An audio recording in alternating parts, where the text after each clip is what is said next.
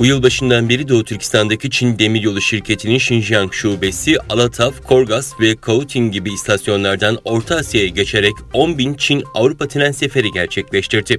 82 güzergahta yapılan seferler 24 Avrupa ülkesindeki 200 şehre ulaşıyor. Gözlemciler Çin rejiminin Doğu Türkistan'dan gelen kaynakları tamamen kendi çıkarları için kullandığını, bu kaynakların sahibi olan yerli halka hiçbir fayda sağlamadığını ve şu anda Doğu Türkistan'ın kaynaklarını ve zorunlu çalıştırma ürünlerinin ihracatını arttırarak genişlettiğini, Doğu Türkistan'da devam eden soykırımın yanı sıra bölge kaynaklarını sömüren işgalcilerin söz konusu trenleri Çin'e kaynak kaçırmada da kullandığını kaydetti. Japonya, Çin'in artan askeri kapasitesi karşısında antibalistik füze stoğunu arttırmayı ve yaklaşık 1000 uzun menzilli standoff füze tedarik etmeyi planlıyor. Kyodo Ajansı'nın kabine kaynaklarına dayandırdığı haberine göre Çin'in artan askeri kapasitelerini değerlendiren Japonya Savunma Bakanlığı, Kara Öz Savunma Kuvvetleri bünyesindeki tip 12 karadan gemiye güdümlü füzelerin savunma sanayi 2024 mali yılı kapsamlı menzil genişletme maliyet planını öne çekerek 2023 mali yılı bütçe taslağına dahil edecek. Çin Kamu ve Devlet Güvenliği Bakanlığı, Çin'in Tayvan olası işgalinin ardından ABD, Avrupa ve Japonya'nın uygulayabileceği yaptırımların büyüklüğüyle ilgili bir rapor hazırladı. Nakai Asya'nın derlediği habere göre Çin, eğer Ukrayna'yı işgalinin ardından Rusya'ya uygulanan yaptırımlara maruz kalırsa planlı ekonomiye dönmeyi ve Çin ekonomisini dünyaya kapatmayı planlıyor.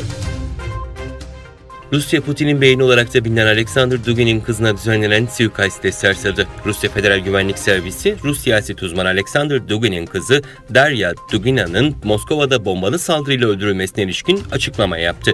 Rus güvenlik yetkililerine göre suikast, Ukrayna Özel Servisi tarafından düzenlendi. İlk kez açıklama yapan Alexander Dugin, kızının Rusya'nın düşmanları tarafından sinsice öldürüldüğünü iddia etti. Tayvan Savunma Bakanlığı gün içinde Çin'e ait 15 savaş uçağı, 5 savaş gemisinin ada çevresinde görüldüğünü bildirdi. Açıklamada Çin'e ait hava ve deniz araçlarının elektronik takip araçları, devriye uçakları, gemiler ve yer füze sistemleriyle izlendiği aktarıldı.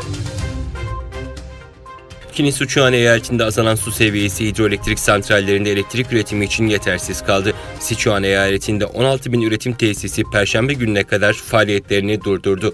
Geçen hafta fabrikalar için alınan kapatma kararının da uzatıldığı açıklandı. Çin rejiminin sistematik soykırım uyguladığı Doğu Türkistan'daki zulüm, İslam dünyasında tepkileri neden olmaya başlamışken yalan ve sahte propagandalarını yoğunlaştıran Çin göz boyamaya çalışıyor. Bu kez 17 Ağustos'ta Pakistan'ın başkenti İslamabad'da Pakistan İletişim ve Haberleşme Üniversitesi'ne bağlı Çin Araştırma Merkezi tarafından sözde Xinjiang politikası diyaloğu başlığıyla bir konferans düzenlendi. Xinhua ağında 18 Ağustos'ta yer alan habere göre Çin tarafından ısmarlanan işbirlikçi Pakistanlı sözde uzmanlar İslamabad'da düzenlenen konferansta hep bir ağızdan Doğu Türkistan'da zulüm falan olmadığını, halkın refah içinde mutlu yaşadığını ve bölge istikrarının herkes tarafından bilindiğini ve bu Çin Komünist Partisi rejiminin politikasının doğruluğunu gösterdiğini iddia ederek soykırımı yalanlamaya çalıştı.